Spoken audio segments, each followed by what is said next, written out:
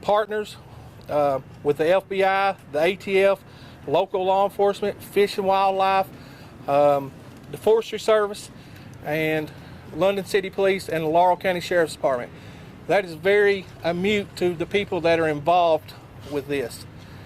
We have Rockcastle County Sheriff's Office. We have other police department agencies that have came and volunteered their time and their expertise to help with this. Jackson County Sheriff's Office. So it's just not the Kentucky State Police. It's just not the Sheriff's Office, our federal partners. There are so many people, and it's you all. You as being the news people that is reaching out, and I apologize to you all. I can't answer every call, every email. That's why we've done this at one location at one time. Just the amount of calls and emails that I've got, there's no way I can answer. So I apologize to you all, but thank you all for getting out as much information as you can, and correct information. This manhunt has become a methodical effort, similar like a hide and seek. We're focused on protecting the residents and their homes and the businesses during this critical time. Our goal is to apply steady pressure and wearing Mr. Couch down. The longer he is in the woods, you know, last night it got pretty chilly, and today it's got kind of humid and hot. Hopefully he has no water and nothing to eat, and just time that we will wear him down and putting pressure on him with constant steady our helicopters flying over, drones flying over, dogs, SRT in the woods looking, cars running up down the interstate. Just things like that is putting pressure on him, and hopefully he'll eventually just walk out of the woods and give himself up. That's what we hope will happen in this scenario. We've utilized all kinds of technology in searching. Like I said, we use helicopters, we've used drones, special response teams, not just from the Kentucky State Police. We've had the Laurel County Sheriff's Department, their special response team. We've had the FBI, we've had the ATF, we've had numerous local and small agencies that's volunteered their special response people to come and also assist in this. And clearly, if we continue to work together, hopefully we'll come out with a good resolution in this. This is a constant communication effort. So people, you know, ask, why ain't we just going in there? You know, if you've followed my Facebook in the last hour or so, we have gave you a photograph of the area. It's not like going over to this business and looking for somebody in there. It's not like going to a football field and trying to find somebody behind the bleachers. We are in the Daniel Boone National Forest, and this is thousands and thousands of acres. And I stated last night, it's kind of like a jungle. Well, it is like a jungle. And we have cliff beds, we have sinkholes, we have caves, we have culverts that go under the interstate, we have creeks and rivers, and the dense brush. I mean, it's not something I can just take my dog for a natural walk through. Yes, there are paths, but when we're looking for somebody, we have to go through those dense areas. We got to go and make sure no rock is unturned to find not just him, but to find evidence. And when you do these things with all the people involved, you got to have communication. So there's not a direct line when you first get there, even maybe the first day, that the FBI can talk to the state police can talk to the sheriff's department. We have to tie those networks together and go out and do grid searches. Find certain areas that you're going to go and not track in behind each other. And also, you got to know who's to your left and to your right, and make sure they're safe. And you go very slowly, because not just you're looking for him, you're looking for evidence. You're looking at, and yesterday we was able to obtain some evidence that the Sheriff's Department is working on their investigation side of it, and I'll explain that. A lot of people's kind of confused. Hey, what's the state police's role? What's the FBI's role? The Sheriff's Department. The Sheriff's Department is working the criminal investigation part of this. That means there was an active shooter on the interstate that harmed people. They shot people. They will be presenting this case to the Commonwealth Attorney here in Laurel County, and if for some reason the feds think there's a federal charge, or they believe it to be a federal charge, they can step in and help the Laurel County Sheriff's Department with that. The Kentucky State Police, along with the FBI, the Sheriff's Department, we are asked to step in to help with the apprehension and manhunt of Mr. Couch. That means we're boots on the ground right now. They initially got the complaint, and they have worked tirelessly out there, but they got to have a break. They got to be able to go investigate. They got to be able to go get search warrants. They got to be able to go home and see their family and get a night of rest so they think straightly. And that's why we utilize the Kentucky State Police. We have 16 posts, I said last night. We have resources, and we have a Kentucky State Commissioner that is amazing. He is going to get us the resources here in Laurel County to continue to look for Mr. Couch tirelessly. And sometimes these investigations, we hope that he's still in that area. We hope that we've got him contained. But we all know they don't always end that way. So we're going to continue. If our search gets broader, it gets wider, it leads to more miles, you know, we're going to go every day and try to find him. We've got him entered in NCIC. That means if he's not in this area and he's walking down the road and some deputy in Madison County or Whitley County or even in Tennessee gets out with him and, you know, sees some guy that's just wore down and fits the description, you know, hopefully they'll use caution. We've sent all the intelligence out to them other agencies, so when they do see him, they can say this guy fits the description. They can use caution, they can run him, and maybe that's how we find him. You know, we hope he's still there, but he might not be. And but we're going to take all the leads. We want the citizens to call in on everything. If you see something that looks strange in your area where you live out, if you come home and your doors don't seem like that's how you left it, you know, back out and call somebody. If you're at home, don't be alone. Always have your cell phone, have a phone accessible to you. Check on your neighbors. Check on your elderly neighbors. Make sure that you've heard from them. Be a good neighbor and just check on them. Call them, say, I was just checking on you. Make sure everything's okay. Because in the Rockcastle area where we do have residents, there's a lot of homemade, like where people live there that come in from areas to camp. So maybe they don't have phones in those little buildings or shack or campers. So if people of Rockcastle that know these people, reach out and talk to them. Just say, hey, just checking on you. Didn't want to get in your business. Just want to check on you. If you hear your dogs, you know, barking late at night, you know, call. Check your phones if you have that technology to see if somebody's on a deer camera or your cameras, your Ring cameras. You know, before you go home, just scroll through it. Make sure if you see something that kind of looks weird, somebody walk through your yard, it could be nothing, but it could be something. And it could give us a lead to just drive down there and like I said, he could turn himself in, or it could get worse, and hopefully it doesn't. But dealing with communication, like I said earlier, everybody on the ground is communicating, has got to be able to talk to the helicopters. Helicopters got to be able to see them and put eyes on them, because if you helicopter sees them but he can't tell the person on the ground what he's looking for, it's kind of useless. And then we have to relay that stuff back to our command post, which relays it to post, and it kind of goes in every direction. We get people heading that way. So communication is big. It's big, and it's got to be the right communication, and that's why these things take so long. Our priority is the safety of everyone involved. We are committed to make sure that there is no harm to anybody in the community, and also to our first responders on the ground. Our job is to make sure every one of our people that's in a uniform goes home to their family. And that's our first priority. And if we have to go slow and like a snail, that's what we're going to do. Because we do not want anybody in our line of work or anybody in this community to be harmed. Like I said earlier, Mr. Couch is entered in NCIC. We encourage any tips to come. Please call us. Please call us. I guess I will leave. I will clarify some things for y'all that was kind of early in the investigation about his military service. He was in the military, but it was not the Army National Guard. It was the Army Reserves. So he's been discharged with an honorable discharge. So I wanted to clarify that.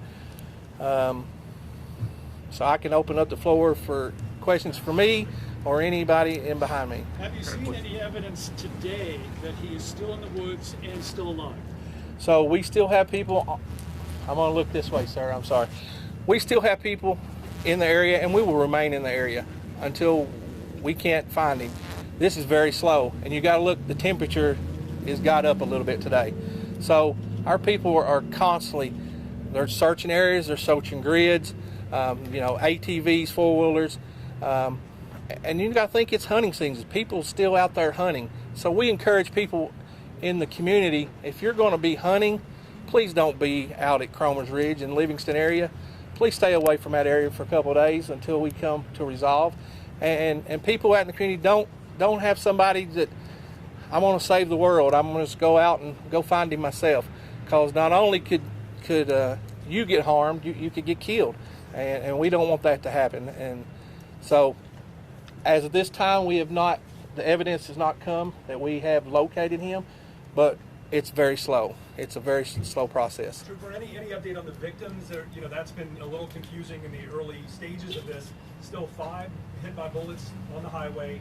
Is there a car crash, I understand, or what can you tell us about the victim? So that would be part of the Sheriff's Department's investigation, and I apologize for that.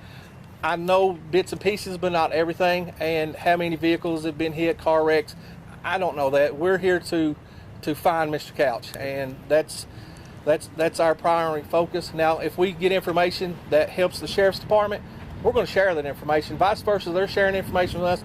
It's vast. I mean, it's moving. People's like, oh, you ain't getting information. Trust me, we're getting information so much it's overload sometimes. Who is Sarah Mills, and what's her relationship to the suspect? I apologize. It's the first time I've ever heard that name. Who's in the affidavit? I didn't get the search warrants. The Sheriff's Department did. I'm sorry. Yeah. Scotty, is there any evidence, you've seen any evidence out there saying there was anybody involved in helping this guy other than him? At this time, that's part of the investigation. Personally, I haven't, and I don't know if the Kentucky State Police has. Our job is just to try to locate this. It's something you might be able to ask another representative behind me, but today is us finding this Mr. Couch. I'm looking at some of the details here. It seems like people... Yes, sir. The search beyond the forest. Can you help? At what point do you expand the search beyond the forest? Well, we're gonna keep going. I mean, it will probably expand, and that's just the job we signed up for. We're gonna go as far as we can go until something leads us somewhere else. And this ain't something we're gonna pack up and go home, because the citizens of Laurel County and the citizens of Commonwealth or Rockcastle County, they expect that out of us. And this is not easy. It's tiresome, and let me also say this, crime just isn't happening in Laurel County today, it's happening everywhere. So, the Sheriff's Department, the Kentucky State Police, we have to answer calls in other communities, even in this county. And so we're going to continue to answer those calls. Don't hesitate to call us because you think you're bothering us because we're doing this. That's why we got resources that, surrounding posts like Harlan, Hazard, Madison, Columbia. We're going to continue to answer those calls. Trooper, many schools are closed today. Are you in communication with the districts about what might happen next? We are, and that's a great question. The schools, that would probably be a question for their leadership, but they're going to contact us and the Sheriff's Department and ask us our opinions, and their first priority is the safety of their children and their staff and their employees. And whatever they decide, we'll back them 100%.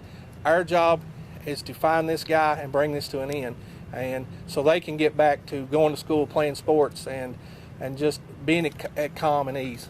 Are you advising them to stay closed, Scotty? Sir? Do you know if you're advising them to stay closed? At this time, it's up to the superintendents, every school district. When it snows, one school right down the road might not close, but another one might.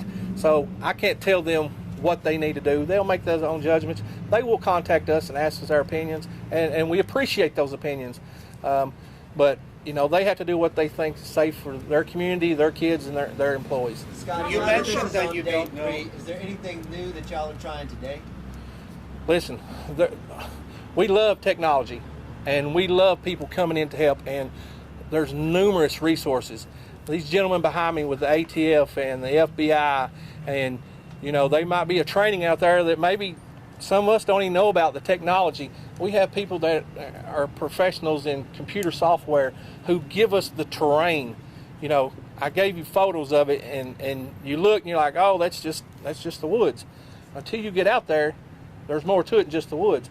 Sinkholes, caves, there's animals out there, there's snakes, there's all kinds of stuff. So you got to use caution, and usually that technology that they're giving us is helped out, especially if we have, like late last night, we took troopers in.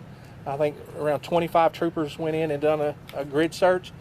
It was starting to get dark, and you got to protect those troopers. You can't have them, just because you got a flashlight doesn't mean you can see everything around you. So you got to protect those troopers and tell them the areas that they're going. You mentioned that you're not aware of. Yes, sir. WJTE Radio, and I first want to say I appreciate the job you guys are doing. And Thank you. How long do we have a timeline of how long he was up there shooting the cars before what, and do we know what spooked him and caused him to jump and run? At this time, I do not know that. I apologize. That's a great question, but I do not know that answer at this time. Have you searched his Scotty, residence? Do what, sir? Have you searched his residence? That is a part of the criminal investigation, but that's pretty common. We've not left no stone unturned, and that's probably a stone that we have looked into. And How you many were of this looking guy at has motive? any survival Yeah, training? yes, sir.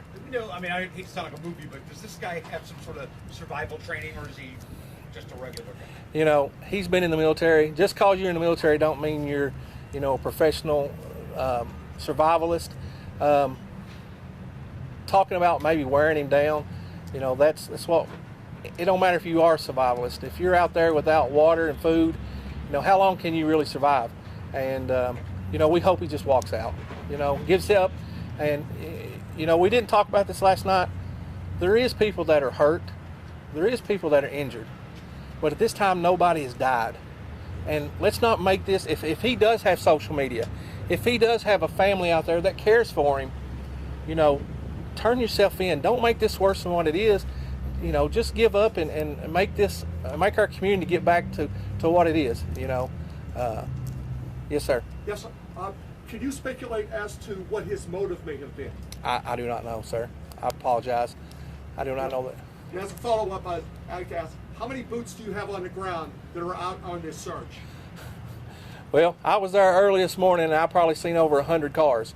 Not saying there's 100 people in the woods, because we kind of take them in groups, and you don't want to take, because you got crossfire. If something bad was to happen, you don't want to put people in harm's way, and you want to keep them separated.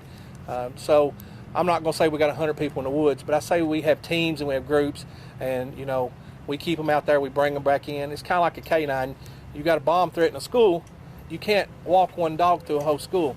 You got to bring them back for water, and that's what we're doing here. We're bringing people back in, let them get refreshed, and then they go back out. And that might be something. It might be today, and it might be a week from now, but we'll continue to do that. Do you believe he's still alive?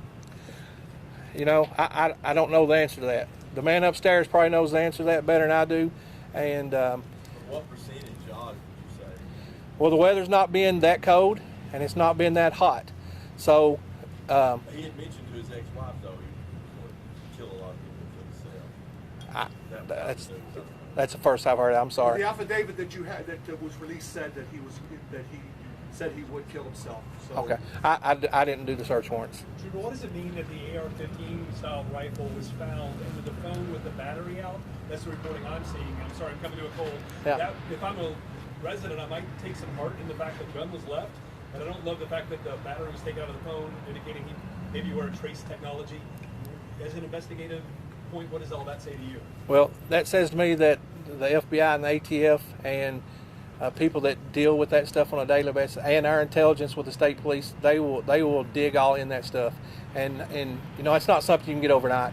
But if they find it, they're going to pass on the information, and that'll be a part of the investigation. That if he was to come out, that would go to the criminal portion of this investigation. Trooper, you mentioned that you weren't aware necessarily of the affidavit of Ms. Mills in there. Do you know if any of your partner agencies could shed some light on the text messages that were part of the affidavit, and if that could speak to his motive and whether or not he may still be alive? That's something maybe the sheriff or, I'm sorry, Sheriff, I didn't see you right. Well, that's, like I say, the case is still under investigation, and I'd really rather not get into that at this time. We're concentrating the efforts right now, state police, trying to apprehend this guy, and that's our main focus. Yes, paperwork has been obtained, signed by our Commonwealth attorney. It has been executed, but that's today, and I'd really rather not get into the investigation. We're going to try to lay hands on him, and then we'll process all that through court.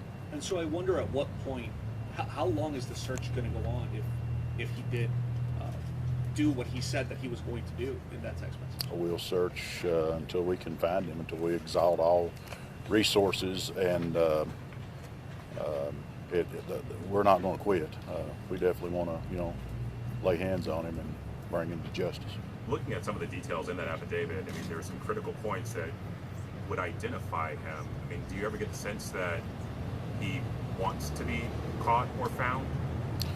Well, I've not got the sense that he wants to be caught. It'd be pretty simple for him just to walk out or step down on 75. I mean, we're looking. I really don't know, but I wish we could, lay hands on him and bring him in.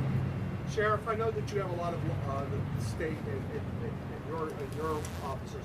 Have you brought the U.S. Marshals in to assist in the search? Marshals are included in the investigation, yes. Sheriff, Can you talk about the victims, if you don't mind, up here at the podium? The victims are, there's no fatalities. I've not been to the hospital or nothing like that, but the way I understand it, all will recover. Are they from Kentucky? Were you guys familiar with the suspect at all? No, ma'am. Sheriff, you got any information that there was anybody else involved helping him in this? No. Planning, getting him out of there, any of that stuff? We're investigating, but we've not obtained information to say that anybody else was involved. Not saying they're not, but we've not obtained it. No, sir. Can you share a bit more information about the victims? Are they from, the state of Kentucky? Are they out of state? Anything like that? Some from state, some out of state. Okay. At what point was law enforcement? On the timeline from Saturday between the purchase of the gun and when the shooting started? Yes, we have all that's documented. We have exact times, but this time the investigative part, I'd really rather not discuss that. Sheriff, was the gun legally purchased? Pardon? Was the gun legally purchased? Yes, sir. Yes, sir. At what point was law enforcement made aware about the text messages that he was going to kill a lot of people? I'd really rather not elaborate on that, being, if he is brought to court, the way we receive that and the people that maybe gave us that information, I'd rather not disclose that. Are there other potential witnesses that warned you about what this suspect planned to carry out? No, sir. Are you in touch with state partners like in Tennessee, Border Patrol? Like the trooper said, he is entered NCIC, so if he's in Tennessee, Florida, wherever he's at, everyone will be aware. If his name is run or anything, he will be picked up just like if he was here today. Yeah. Do you have any reason to believe he has a cell phone out in the woods and communicating with anyone? I don't. Not really. No, nothing concrete. We did recover the phone. He could have a cell phone. He may have two cell phones. But as far as me saying for sure that he does, no, I can't say that. No. Are there any questions y'all would like to ask Mr. Couch once you do get hands on him? Oh, he'll be questioned. Yeah, there's many questions that we have, yes. Sheriff, real quick, this might sound kind of dumb, and I apologize, but that's such a heavily traversed stretch. I drive it. We all drive it. Advice for people that are a little leery because there are those ledges and people are probably looking up now and thinking, oh my God, could there be a copycat person? And, Well, that's a possibility. Just kind of be aware of your surroundings, and that's about all we can say. We sure didn't expect nothing like this to happen, and that's a heavy patrolled road. State police, ourselves, all agents. The interstate's really patrolled heavily. There's so many people out there, so just use caution and kind of be aware of your surroundings. Sheriff, when I was out, I traversed between here and exit 49. I noticed that they were law enforcement was really diligent about cars are on the side of the road. They came. Are you more concerned that there could possibly be a carjacking situation where he maybe tries to acquire a vehicle to get moving, and that you guys are your officers are a little more diligent about vehicles on the side of the road? Well. We're just trying to show a real heavy presence to put the community at ease, to let them know that we are out, and if anybody needs assistance, or maybe if they see the cruiser sitting on the side of the road, they can pull in and say, hey, we saw a guy walking back here. We're just trying to show a really heavy police presence right now. Have you all recovered any other firearms that he owned? No, just the one. How many square miles or acres have you guys searched so far? Have an estimate on that? So I sent you some photos over Facebook, and if you've done a grid search, you know we have flown like you go a mile each direction, so it's in a big circle pattern. You know, we can take that out further, and we will take it out further. You know, we have drones coming in every day from different agencies that we're using, so you know, we're not going to turn down any help, and we're going to keep looking. If it gets wider and broader, we'll just keep going until we exhaust that information and we don't think he's no longer there. But our first priority is to protect the people in that immediate community and protect that business. You know, that business, you know, we've kind of took it over the last couple of days, so we want to appreciate and thank the 49 exit, because you know that's where we've kind of set up, and it's probably hurting their business. So we want to thank them for letting us do that. If I can encourage y'all, I know you contact Post and 911 and other agencies. Thank our dispatchers. We have people that are working tremendously, like barely any sleep, because they don't want to leave, because they want to be a part of what's going on, and they work really hard. So be patient with them too, because they're going on not very much sleep like some of us are. So we might be a little grouchy. So don't just be nice to them and be pleasant, and they'll try to get you the information, and they'll send me emails left and right. And I apologize, I cannot answer them all. Just call me or text me, and I'll try to help you out the best I can there. Any more questions?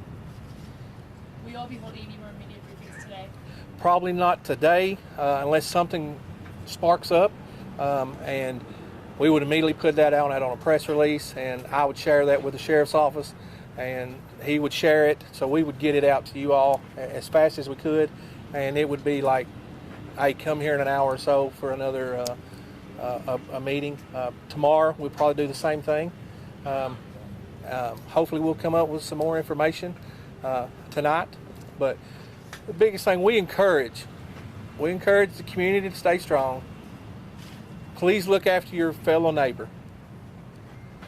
Law enforcement, we will do our best to be on every little road, every interstate, but check on your neighbors, especially the ones that you know that can't get around easy and that are in fear. Check on them, and we'll even do extra patrol if they want us to. So thank you. If there's not any more questions, we'll conclude this. Thanks, Scott.